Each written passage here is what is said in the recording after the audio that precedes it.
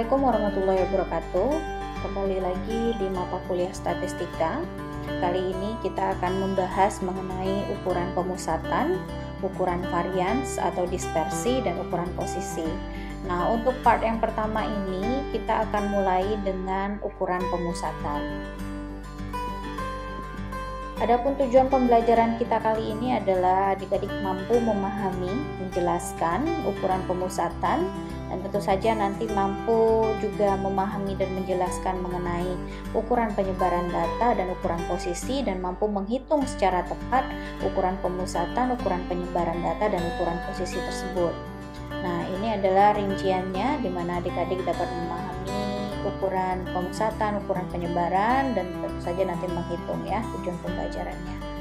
Nah, sebelum kita masuk ke ukuran pemusatan, untuk menyelidiki segugus data kuantitatif akan sangat membantu bila kita mendefinisikan ukuran-ukuran numerik yang menjadi penjelasan ciri-ciri data yang penting tersebut. Nah, salah satu cara yang dapat ditempuh adalah menggunakan rata-rata untuk sampel maupun untuk populasi. Nah, rata-rata merupakan suatu ukuran pusat data bila data tersebut diurutkan dari yang terkecil sampai yang terbesar ataupun sebaliknya. Sehingga di dalam ukuran pemusatan ini adik-adik sekalian, nanti tahap pertama yang harus adik-adik lakukan melakukan pengurutan data jika data tersebut belum terurutkan. Nah, untuk ukuran pemusatan itu artinya adalah sembarang ukuran yang menunjukkan pusat segugus data yang telah diurutkan dari yang terkecil hingga yang terbesar ataupun sebaliknya, di mana ukuran pemusatan yang paling banyak digunakan adalah nilai tengah atau rata-rata, kemudian median, kemudian modus. Nah, kita masuk ke satu persatu dari topik ini. Untuk nilai tengah, modus dan median itu bisa dibagi menjadi pendekatan untuk data tunggal atau tidak berkelompok, dan juga data berkelompok yang sudah dikelompokkan berdasarkan frekuensi seperti yang sudah kita pelajari di minggu lalu. Nah, sekarang kita awali dengan data tunggal atau tidak berkelompok. Nah, kita masuk ke rata-rata hitung. Jadi, pendekatan rata-rata hitung itu bisa dilakukan dengan rata-rata sebenarnya untuk populasi, dan juga nanti kita juga akan belajar dengan rata-rata sebenarnya untuk sampel. Untuk populasi, rumusnya adalah mu sama dengan sigma X dibagi N, di mana mu itu menunjukkan rata-rata populasi sebenarnya, sedangkan sigma X itu adalah penjumlahan nilai X pada populasi tersebut dibagi N. N adalah banyaknya nilai dalam populasi. Kemudian seperti yang saya sebutkan tadi juga bisa didekati dengan rata-rata perkiraan atau sampel, di mana sampel itu, rata-rata perkiraan sampel itu bisa dilambangkan dengan X bar, di mana X bar itu sama dengan sigma X dibagi N, yaitu mewakili rata-rata sampel. Si X barnya, N-nya adalah banyak nilai dalam sampel. Ini sama seperti tadi, hanya saja yang satu fokusnya ke populasi, yang satu fokusnya ke sampel. Nah, coba kita lihat di contoh agar adik-adik bisa melihat contoh real bagaimana sih penggunaan rata-rata sebenarnya pada populasi maupun rata-rata perkiraan pada sampel. Nah, ini contoh di hadapan adik-adik. Ini adalah X. Si X ini merupakan hasil penjualan selama 10 tahun dalam jutaan rupiah, di mana X1 sama dengan 50, X2 60, X3 40, X4 70 sampai di X10 yaitu 85.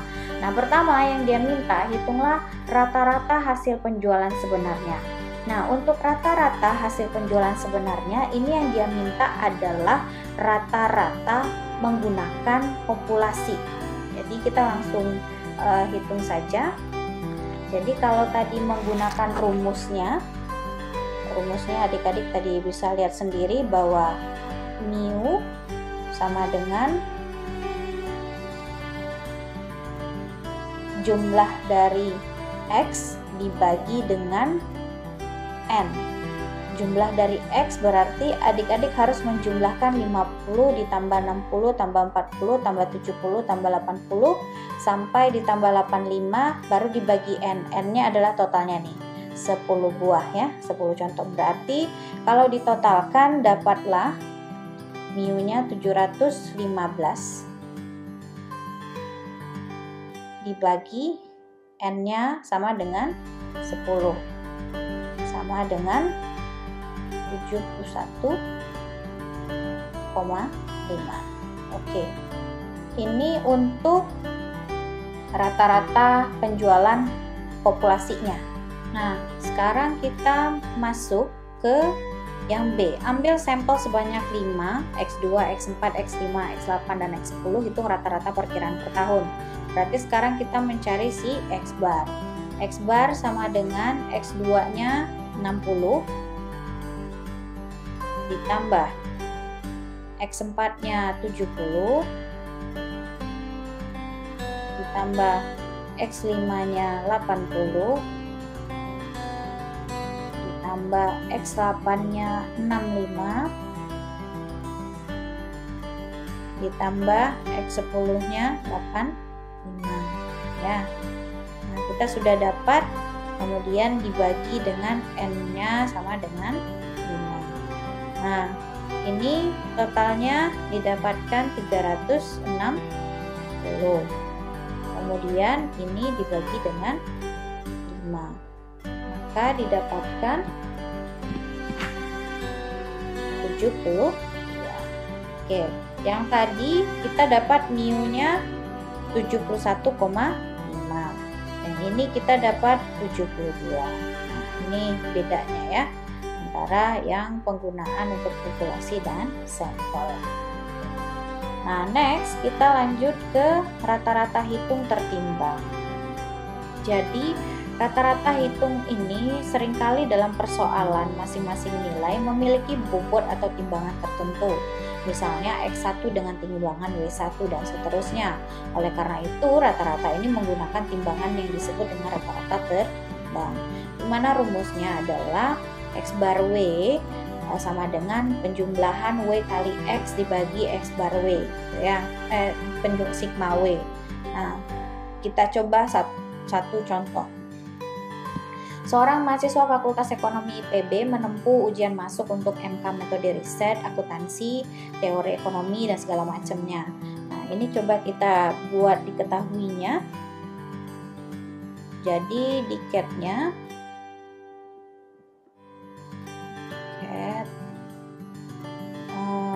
untuk X1 sama dengan ini ya, nilai 82.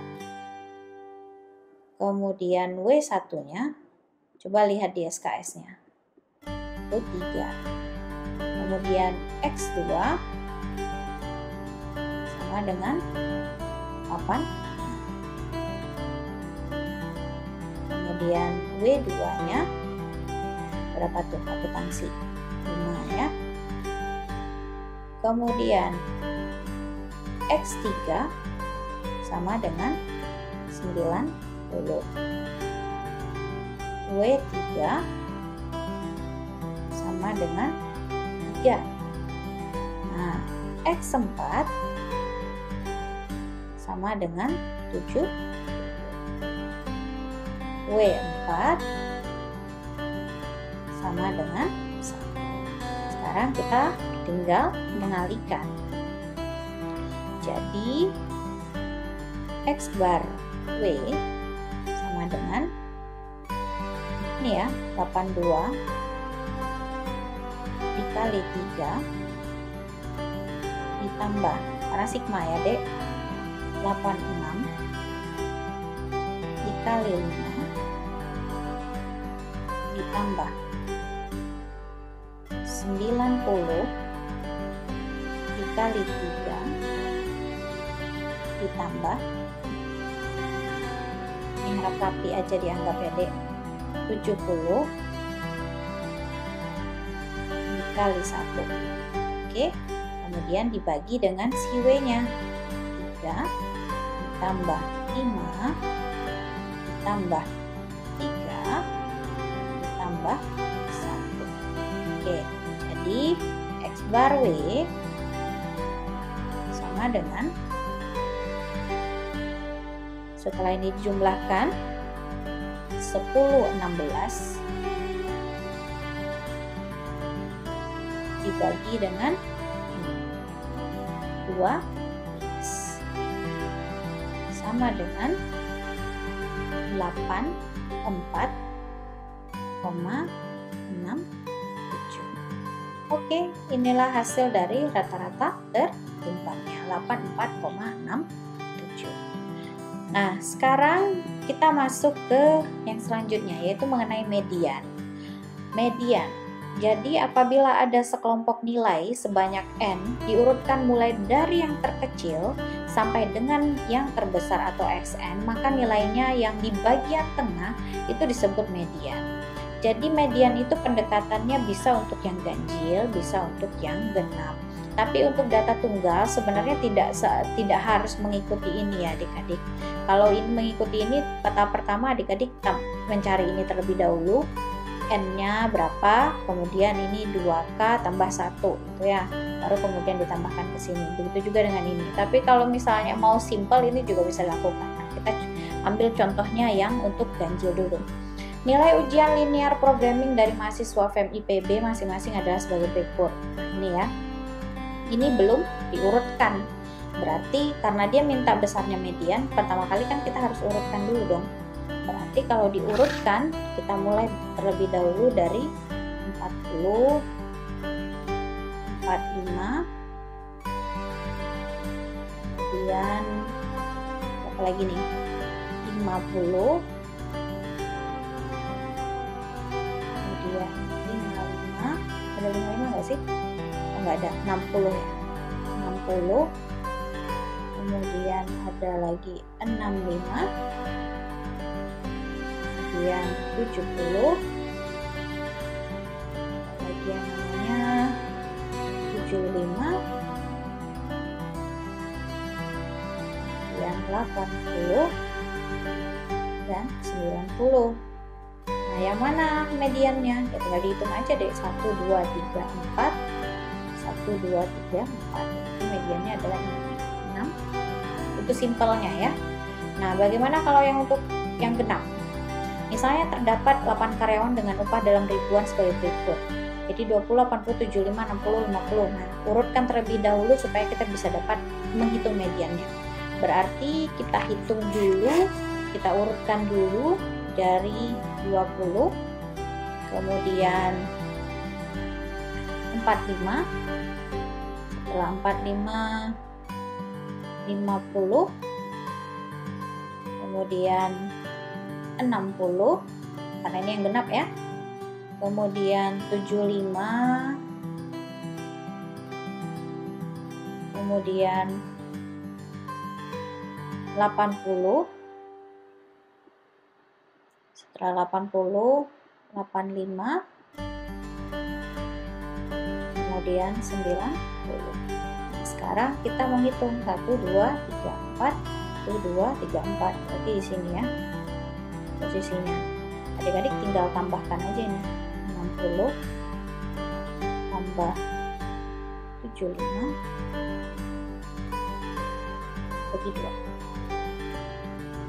Maka dapatkanlah mediannya 67.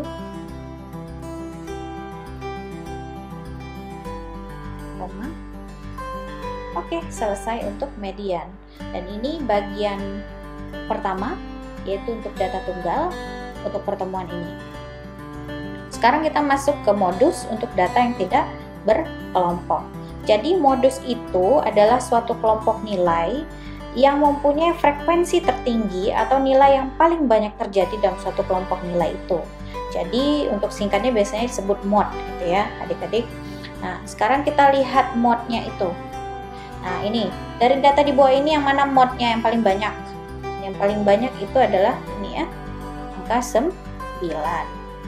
Berarti modnya untuk yang A itu modnya sama dengan 9. Kemudian ini yang paling banyak itu adalah 7 ya. Ini modnya sama dengan 7. Nah, sudah selesai. Ini adalah untuk data tunggal. Kita sudah belajar rata-rata, median dan modus serta rata-rata tertimbang. Sekarang kita masuk ke ini. data berkelompok atau data yang sudah dikelompokkan. Nah, jadi rata-rata hitung pada data berkelompok itu memiliki perbedaan dengan rata-rata hitung pada data yang tadi tidak dikelompokkan atau tunggal. Jadi untuk memperkirakan rata-rata hitung dari data yang disusun ke dalam distribusi frekuensi, jadi dia adalah data yang sudah disusun dalam bentuk distribusi frekuensi, kita memulainya dengan mengasumsikan bahwa pengamatan pada setiap kelas diwakili oleh titik tengah kelas. Oleh karena itu, nanti kita akan menghitung M-nya ini nih, titik tengah kelasnya. Oleh karena itu, X bar-nya sama dengan penjumlahan F frekuensi dikali M dibagi N-nya. Nah, mari kita coba di sini. Ini contoh sudah ada kelasnya, frekuensinya juga sudah dibuat. Sekarang yang pertama kali harus kita lakukan adalah mencari M. M itu adalah penambahan kemudian dibagi 2 rata-rata tengah dari 30 tambah 39 ya, sampai ke bawah juga gitu.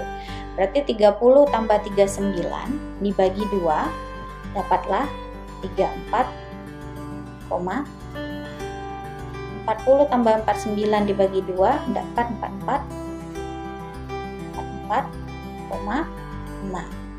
Kemudian 50 tambah 59 bagi 2 dapat 54,5. Kemudian 60 tambah 69 bagi 2 dapat 4,5 ya.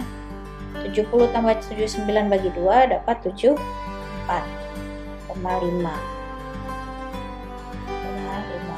Kemudian 80 tambah 89 bagi 2 dapat 4. Kemudian 90 tambah 99 bagi 2 94, ya. Nah, sekarang kita cari F kali M-nya. Berarti frekuensi dikali ini ya, dikali nilai tengahnya ini, berarti 4 kali 3 4,5, 138, 4,5 kali 6 267, kemudian 54,5 kali 8 436,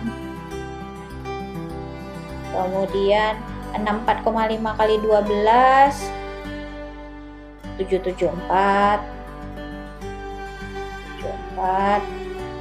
kemudian 9 kali 74,5 670,5, kemudian yang di bawah juga begitu 591,5, 591,5, kemudian yang di bawahnya lagi 378. Nah, dari sini silahkan ditotal.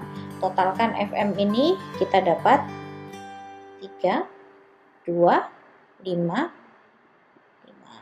Oke, kita dapat berarti X barnya adalah 3, 2, 5, 5 dibagi dengan N kita 50. Berarti sama dengan 65,1. Oke, ini sudah selesai untuk yang contoh bagian rata-rata untuk data yang berkelompok, yang sudah dikelompokkan. Nah, ini contoh soal 1 adalah tugas adik-adik. Tugas pertamanya adik-adik untuk tugas terstruktur minggu ini. Ini soalnya sama yang seperti minggu lalu. Bedanya adalah ini setelah minggu lalu distribusi frekuensinya, sekarang adik-adik lanjut ke hitung rata-ratanya. Nah, sekarang kita masuk ke median atau untuk data yang berkelompok. Ini rumusnya adalah MET sama dengan 1 L0 tambah C, kemudian dalam kurungnya dikali dengan N bagi 2 kurang sigma FI0, kemudian dibagi dengan si FM. Nah, ini adik-adik butuh perhatian adik-adik dengan sangat, karena saya khawatirkan nanti ketinggalan. Tapi meskipun begitu sebenarnya nanti bisa adik-adik ulang di videonya. Nah, mari kita coba selesaikan contohnya terlebih dahulu ya. Ini ya. Dengan menggunakan rumus interpolasi, hitunglah nilai median berikut. Ini kan kita sudah dapat ya nilainya, sudah dapat hasilnya. Tadi rata-rata kita sudah dapatkan, sekarang kita masuk ke mediannya. Nah, yang pertama kali harus adik-adik cari adalah, karena tadi rumus kita med-nya sama dengan ini ya, med itu sama dengan L0 ditambah C, ini N per 2, kemudian dikurang sigma F1 dibagi dengan Fn, potensi mediannya ini ya. Nah, sekarang yang harus kita cari pertama kali ini nih, N2. N kita udah tahu nih 50, berarti N per 2 sama dengan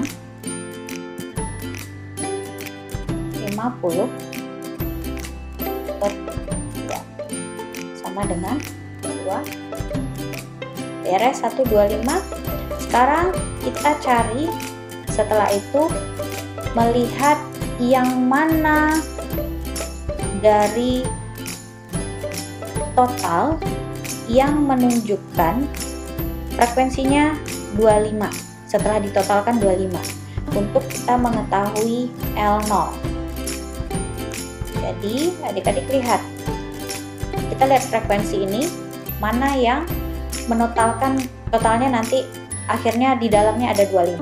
Berarti 4 kelas ini salah, 6 kelas ini salah, karena kan kita mau cari L0. L0 itu kan nilai batas bawah sebenarnya. Ini 4 tambah 6 baru 10, belum. Tambah 8 baru 18, belum. Tambah 12 sudah dapat 30, berarti posisinya ada di sini ya.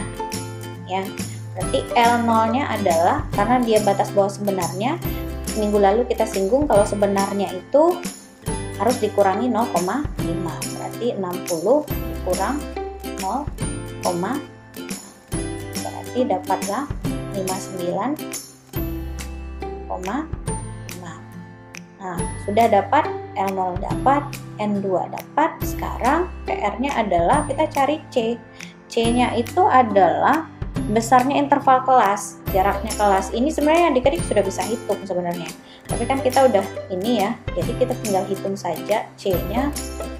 Ini kan 59,5 jadinya, berarti ini ditambahkan, ditambah berarti 69,5 dikurang 59,5, jadi dapatnya berapa nih? Dapat 10, berarti udah dapat nih. N-nya dapat, L0 dapat, C dapat. Berarti ini lagi PR-nya ya. Ini dan ini. FM kita juga udah dapat. FM itu kan tadi frekuensi yang mengandung median. Yang mengandung median ini 12. Sedangkan kalau untuk ini sigma F10 ini adalah jumlah frekuensi dari yang mengandung median di atasnya, berarti yang ini ya, 8, 6 tambah 4, jadi ini sigma F10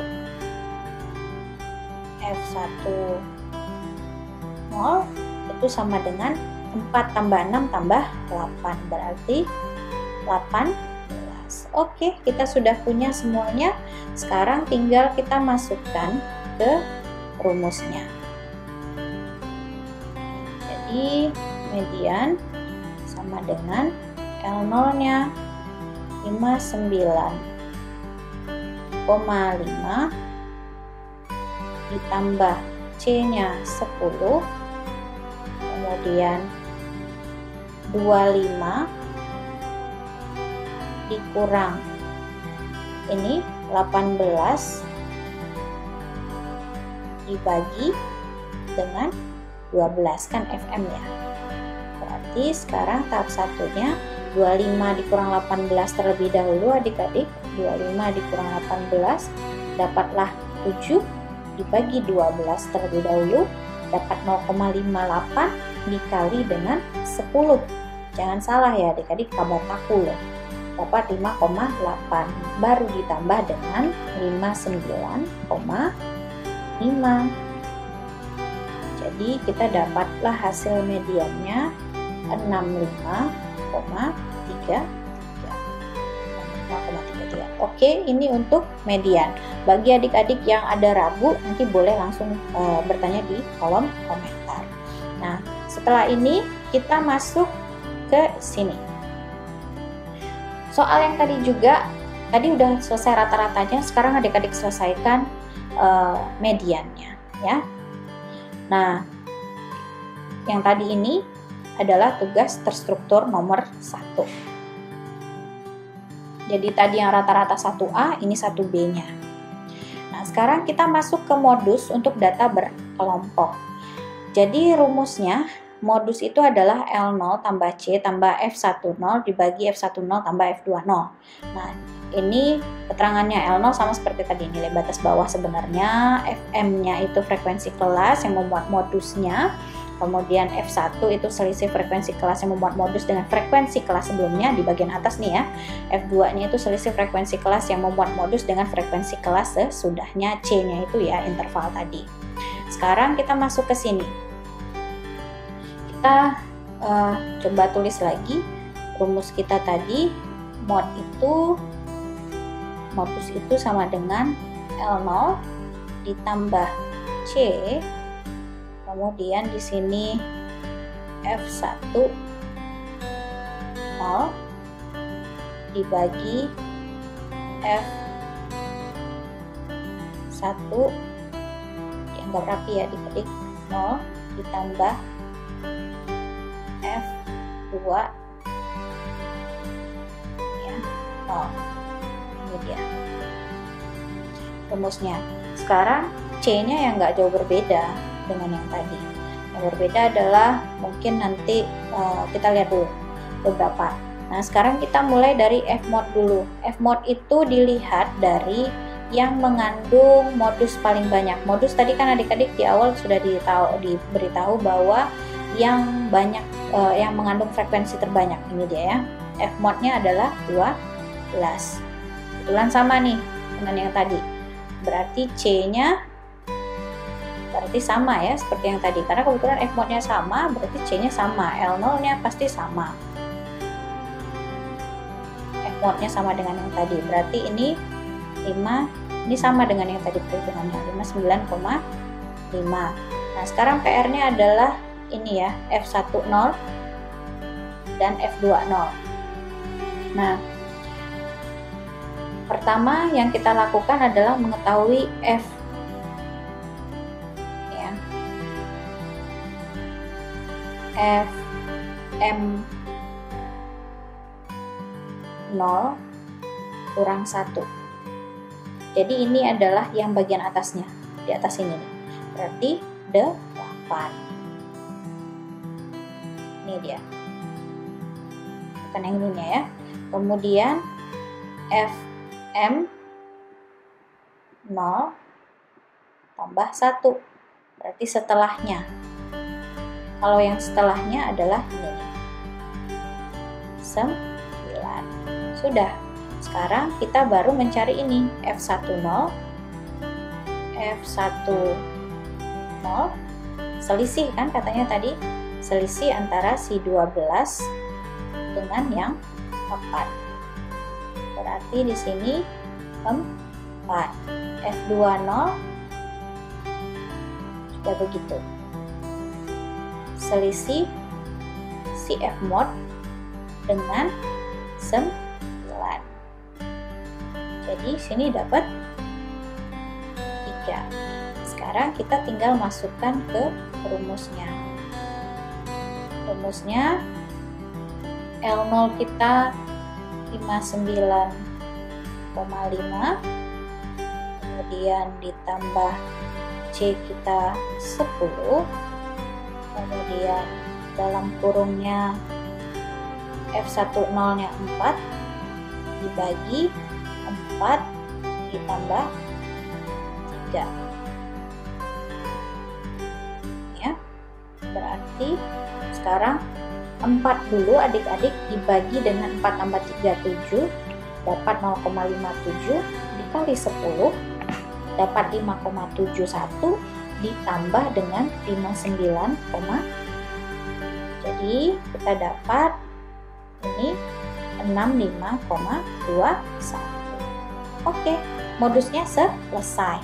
Nah, ini yang 1C. Hitunglah modusnya untuk tugas terstruktur adik-adik minggu ini. Ini dikumpulkan 1 kali 24 jam, dan ini contoh soal 2 untuk nomor 2-nya. Sama seperti tadi, hitung rata-rata, median, modus, dan data berkelompok. Nah, untuk pertemuan kali ini, daftar pustakanya dari sini adik-adik, McLeaf, kemudian Supranto. Bagi adik-adik yang memiliki pertanyaan, ragu, boleh menuliskan di kolom komentarnya. Nah, sekian saja untuk pertemuan kita kali ini terkait dengan ukuran pemusatan. Minggu depan kita akan masuk ke ukuran dispersi dan juga posisi. Silahkan dikerjakan tugasnya untuk tugas terstruktur, dan tugas praktikum nanti akan saya masukkan ke CR. Assalamualaikum warahmatullahi wabarakatuh. Selamat pagi, siang, atau sore, tergantung dengan adik-adik yang membukanya sekarang.